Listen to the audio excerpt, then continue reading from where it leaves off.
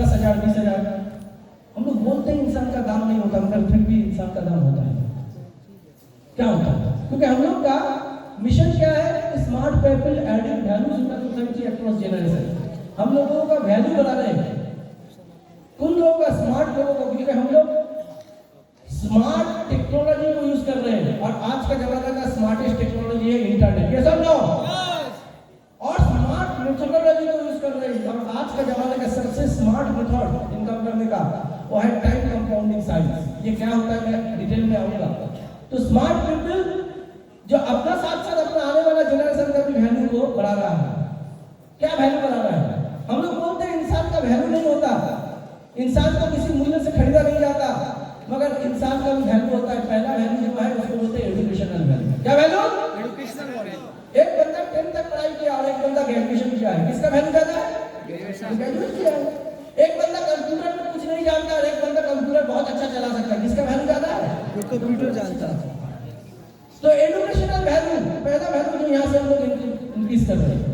दूसरा वैल्यू जो यहाँ से इंक्रीज हो रहा है वह हेल्थ वैल्यू। एक बंदा बीमार है और एक बंदा स्वस्थ है, किसका वैल्यू ज्यादा है? स्वस्थ है, सही ना?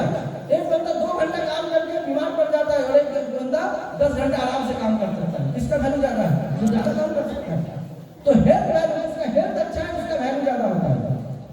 तीसरा वैल्यू फाइनेंशियल वैल्यू। आज का दिन में किसी का इंसान का अगर वैल्यू पूछा जाए ना तो एक समझ में आता है कि कमाता कितना है। क्या है? कमाता कितना है? किसी ने 5,000 कमाता है, किसी ने 50,000 कमाता है, किसका वैल्यू ज्यादा है? 50,000 कमाता है, सही ना? तो यहाँ से इंसान अपना इनकम अगर बढ़ाएगा तो उसका वैल्यू बढ़ेगा ना, तो उसका फाइनेंशियल वैल्यू, उसका कमाने का वैल्यू बढ़ जाता है।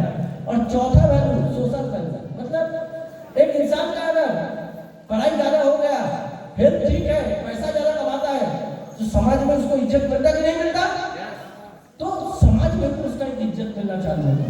ये चारों वैल्यू को आगे ले जाने के काम कर रहे हैं हम लोग स्मार्ट वैल्यू के जरिए। तो हमारा स्मार्ट वैल्यू का ऑब्जेक्टिव क्या क्या है मैं थोड़ा सा दिखाना चाहूंगा। पहला ऑब्जेक्टिव क्या है कि आज भी बहुत सारे लोग सही से कंप्यूटर चलाना नहीं जानते। ये सब लोग, हर इंसान का, भारत का हर इंसान को कंप्यूटर चलाना सिखाना, ये हमारा सबसे पहला ऑब्जेक्टिव। जब आज से पहले एक टाइम पे बोला जाता था कि education is our birth right, मतलब शिक्षा हमारा जन्मसिद्ध अधिकार है। ये सब लोग, आज बोला जाता है कि computer education is our birth right. कोई भी इंसान को कंप्यूटर चलाना सीखना चाहिए। ये सब लोग, तो सभी को कंप्यूटर बैकवर्ड से रिटायर्ड बनाना, और सिर्फ वो नहीं, उसको आईटी स्मार्ट सिटीजन बनाना। मतलब क्या है? इंफॉर्मेशन टेक्नोलॉजी को यूज कर पाए ऐसा, और स्मार्ट बनाना मतलब उसका पर्सनालिटी, कम्युनिकेशन स्किल, एटीट्यूड, ये सारा चीज को डेवलप करना। तीसरा क्या है कि एक अच्छा कैरियर देना। क्या देना? अच्छा कैरियर देना। कैरियर कैसे दे सकते हैं हम आगे बात करेंगे। चौथा, अपना एक आम नागरिक को हेल्थ कॉन्शियस नागरिक, मतलब स्वास्थ्य के बारे में जानकारी वाला नागरिक बनाना। कोविड का पहले लोगों को हम लोग बोलते थे कि बीमार मत पड़ो, सही ना? बीमार मत पड़ो, आराम से रहो, अपना हेल्थ का ध्यान दो, कोई सुना नहीं था। एक छोटा सा वायरस जिसको हम लोग कोई देखा नहीं, कोविड वायरस को किसी ने देखा है क्या? नहीं सर, किसी ने अपने आंखों से नहीं देखा, मगर किसी को भी पूछो देखने में कैसा है, सब बता देगा। कैसा होता है? गोल होता है और चारों तरफ कांटा कांटा रहता है। ये सब ना, जो उसको कोई देखा नहीं, वो पूरा दुनिया को सिखा दिया कि जान है तो जहान है। तो सबको हेल्थ कॉन्शियस बनाना, ये हमारा चौथा ऑब्जेक्टिव है। पांचवा ऑब्जेक्टिव क्या है? Farmer to smart farmer. आज किसान लोग सदियों से खेती कर रहे हैं, मगर उसका फैमिली का तरक्की नहीं हो रहा है। क्यों? क्योंकि वो उसका खेती तो कर रहे हैं। आज आपका फोन स्मार्ट हो गया, सही ना? मगर आज किसान स्मार्ट नहीं हुए। हर किसान को स्मार्ट किसान बनाना, ताकि वो खर्चा कम करे और उसका फसल ज्यादा हो। ऐसा ना, तो स्मार्ट फार्मर बनाना, ये हमारा पांचवा ऑब्जेक्टिव है। छठा ऑब्जेक्टिव क्या है? एंटरप्रेन्योर तैयार करना। मतलब कोई इंसान अगर नौकरी करता है ना, तो अगर उसको 10,000 का नौकरी मिलता है तो उससे कम से कम 50,000 का काम कराता है, तभी उससे 10,000 तक खा देता है। ये सब लोग, अगर वो 50,000 खुद के लिए काम करे तो खुद 50,000 कमा सकता है। तो अपना मर्जी से अपना इनकम करना, ये एंटरप्रेन्योर का ये तैयार करना। और लास्ट क्या है? प्रोज्यूमर। प्रोज्यूमर मतलब consumer those who are share the profit of producer. मतलब क्या होता है कि हम लोग हर चीज के लिए खर्चा करते हैं, मगर हर खर्चा का बदले में कमाई करेंगे, ये होता है प्रोज्यूमर। हर खर्चा के बदले में इनकम करने का रास्ता मिलेगा। तो ये सारा चीज हमारा ऑब्जेक्टिव है। अगर इसको हम देखें तो पहला तीन ऑब्जेक्टिव किसको लेके आए? शिक्षा लेके। किसको लेके आए? शिक्षा, एजुकेशन लेके। चौथा ऑब्जेक्टिव किसको लेके आए? हेल्थ, स्वास्थ्य लेके। पांचवा ऑब्जेक्टिव किसको लेके आए? एग्रीकल्चर, मतलब कृषि के लेके। छठा और सातवां ऑब्जेक्टिव किसको लेके आए? इनकम, मतलब रोजगार को लेके। एजुकेशन, हेल्थ, एग्रीकल्चर, इनकम, मतलब क्या होता है? शिक्षा, स्वास्थ्य, कृषि, रोजगार। क्या क्या है? शिक्षा, स्वास्थ्य, कृषि, रोजगार। आज हमारा इंडिया का फ्रीडम हो चुका है, 75 ईयर्स हम लोग सेलिब्रेट कर रहे हैं। सब लोग 75 साल की हम लोग मना रहे हैं, मगर आज ये देश में अगर सबसे ज्यादा समस्या है तो ये चारों चीज पे है। किस चीज पे है? शिक्षा की समस्या है, स्वास्थ्य पे समस्या है, कृषि पे समस्या है और रोजगार पे। और ये चारों का एक साथ अगर समाधान किसी ने लेके आया है, वो स्मार्ट भारत लेके आया, कोई नहीं लेके आएगा। छोटा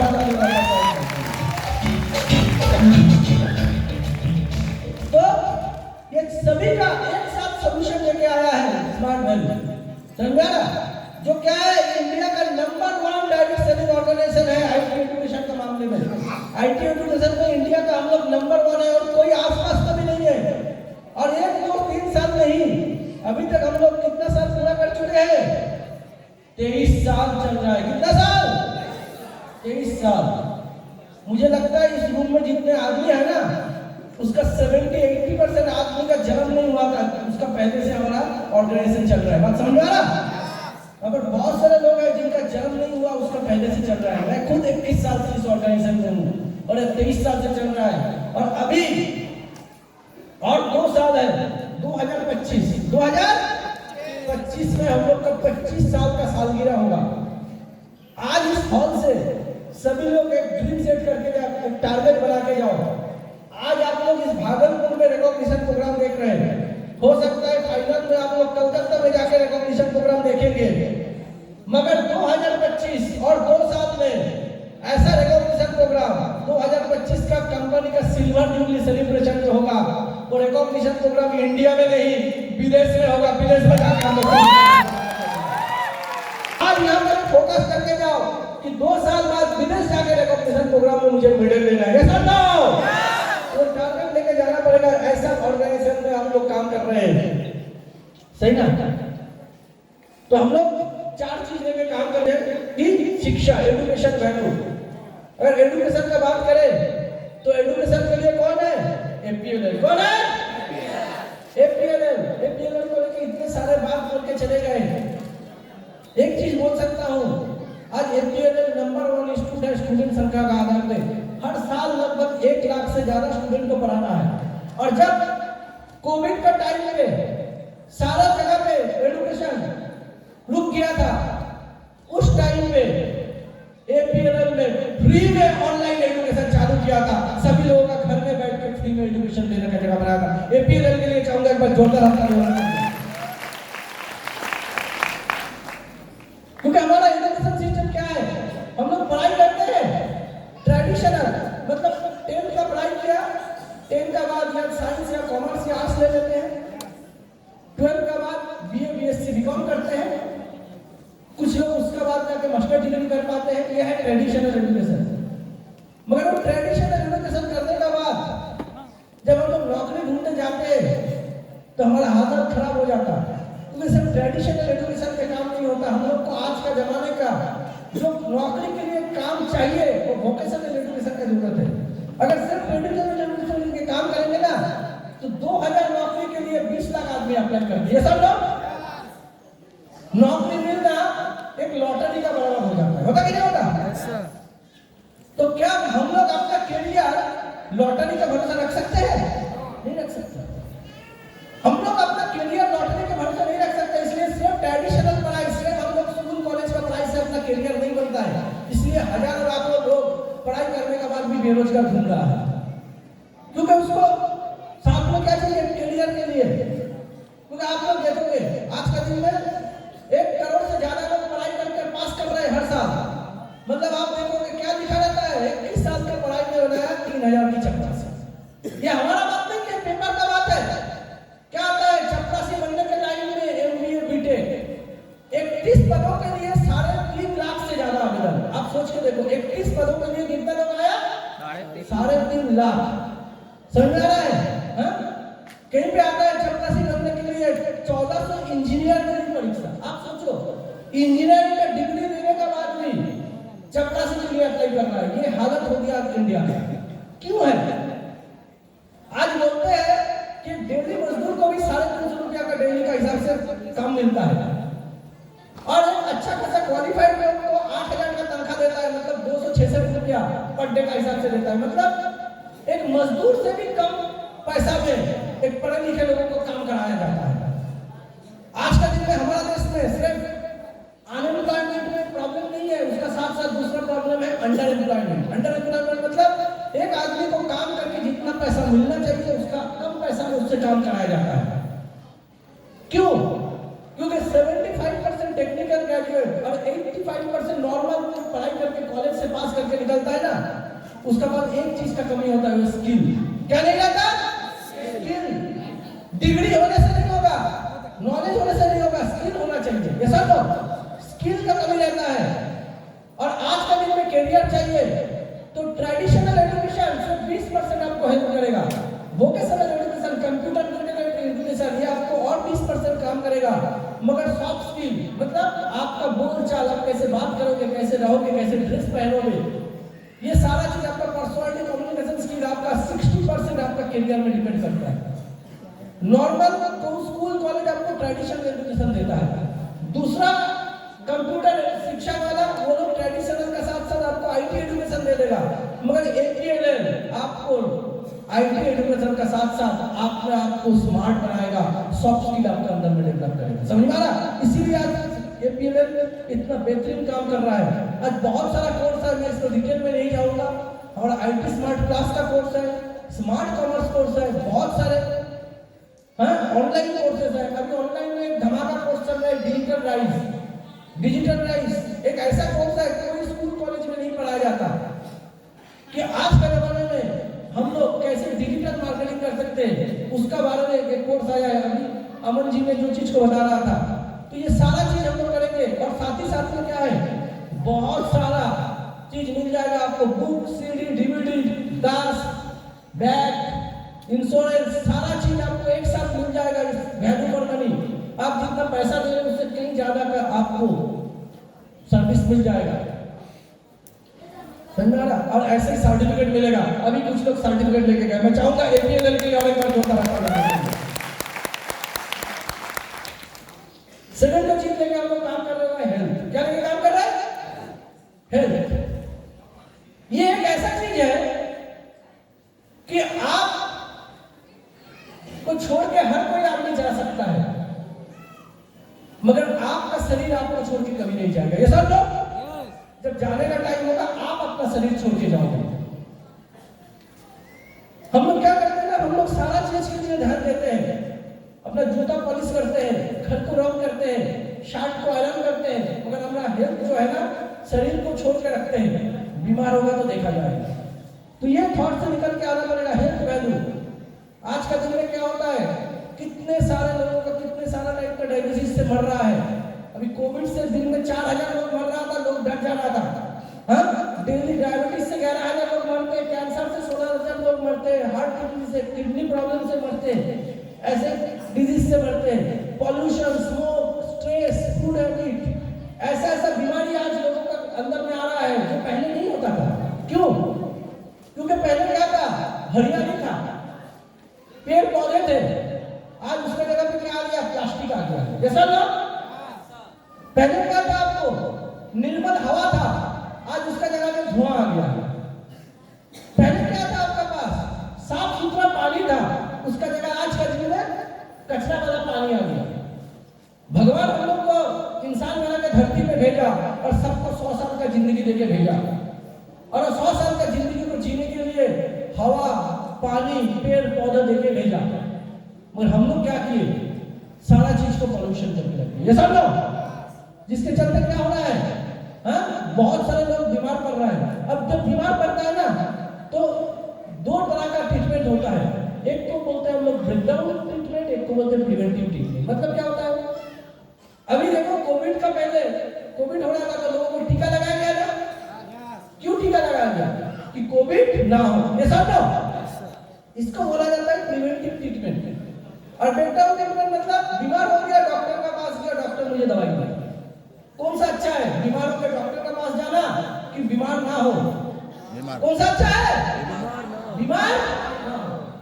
तो प्रिवेंटिव वाला मैं सही बता रहा हूँ। कोविड का पहले लोगों का थॉट में बहुत प्रॉब्लम था, लोग मान नहीं पाते थे। आज लोगों का सोच चेंज हो गया, लोग समझने लगे कि हाँ मुझे स्वस्थ रहना है, बीमार होकर डॉक्टर के पास जाने से अच्छा है कि बीमार ना करूं। क्योंकि ऐसा भी सिचुएशन आ रहा था कि डॉक्टर ही नहीं मिल रहा था। ऐसा ना सही ना, कैसे हम लोग को हेल्थ आ सकता है? हम लोग रेगुलर एक्सरसाइज करने से हमारा हेल्थ आ सकता है, पॉजिटिव मेंटालिटी ठीक रहना चाहिए, रेस्ट लेना चाहिए और प्रॉपर खाना खाना चाहिए। इसमें तीन चीज तो हमारा कंट्रोल में है। हम चाहे तो अच्छा से रेस्ट ले सकते हैं, एक्सरसाइज कर सकते हैं, पॉजिटिव मेंटालिटी रख सकते हैं, मगर खाने के लिए हम लोग को दूसरे पे डिपेंड करना पड़ता है। और हम लोग को एक्चुअली जितना खाना चाहिए हर दिन, उसका हिसाब से बहुत सारा चीज मिसिंग हो जाता है। कुछ खाना मुझे हम लोग को मिलता है, कुछ नहीं मिलता है, और इसी को बोला जाता है न्यूट्रिशनल गैप। और उसका साथ साथ जो भी खाना खा रहे हैं उसमें क्या हो रहा है, केमिकल फार्मिंग हो रहा है।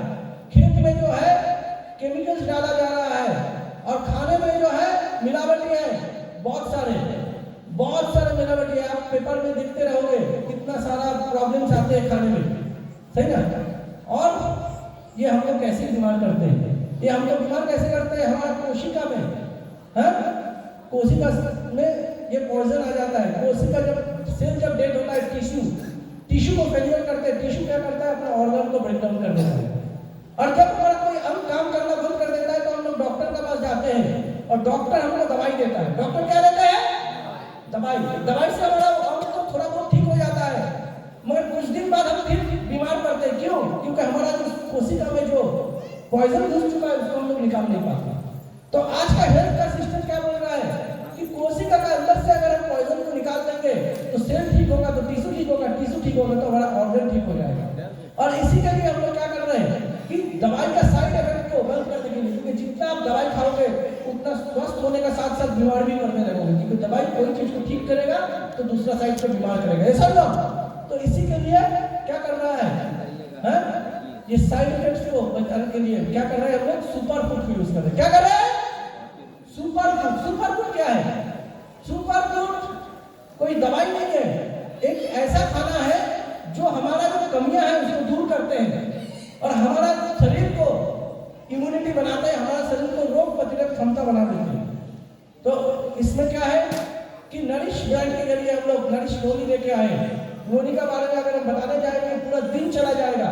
हमारा कदम जी, हमारा एक्स प्रेसिडेंट, वो भी नोनी को लेके काफी चर्चा करते थे। इसका साथ साथ बहुत सारा चीज है, आंवला juice, aloe vera juice, protein powder से लेके health products, spirulina, multivitamin, calcium, moringa, iron, folic acid, तुलसी, बहुत सारा चीज, हर एक तरह का हेल्थ प्रोडक्ट हम लोग का यहाँ पर है जिसको लेकर हम काम कर सकते हैं। नीम से लेके विटामिन सी। आज कोविड का टाइम में बहुत सारे और नए हेल्थ प्रोडक्ट लेके आए हैं हमारा ऑर्गेनाइजेशन में। इसका साथ साथ हमारा पर्सनल केयर, सुबह से शाम तक यूज करने के लायक हर चीज आपका हमारा पास है। सुबह उसके ब्रश करेंगे तो पेस्ट है, नहाने के लिए साबुन है, तेल है, शैम्पू है, हर चीज आपको घर में यूज करने के लिए। जो चाय पी के आप घर से निकलोगे वो चाय पत्ता भी हमारा साथ है। साथ ही साथ में अभी जो बात हो रहा था एग्रीकल्चर, क्योंकि अगर हम लोग खाना खाएंगे और उसमें अगर पॉइजन रहेगा तो जितना भी खाना खाएंगे सिर्फ हो पाएगा नहीं। तो अगर हम लोग ऑर्गेनिक फार्मिंग की तरफ में लेके नहीं जाएंगे देश को तो हम लोग खाना खा के भी बीमार पड़ जाएंगे। तो इसलिए ऑर्गेनिक वैसे खेती करने के लिए हमारा पास एग्रोलाइजर, एग्रोवीरा, स्मार्ट कवच, बहुत सारा एग्रीकल्चरल प्रोडक्ट आ गया है। तो शिक्षा स्वास्थ्य इसी